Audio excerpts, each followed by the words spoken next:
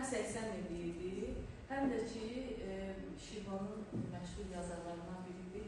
Dəvət edək, həm tələbələrimizlə görüş keçirsin, həm də biz bu şəxsiyyəti tanıyaq. Biz üçün həqiqətən.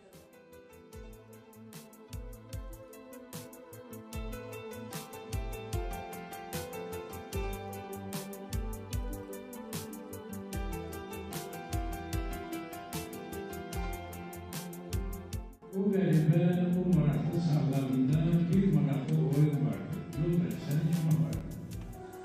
Neçə uşaq bir həlbirdə silkələnib ələnərdi, dəstələrə bölünərdi.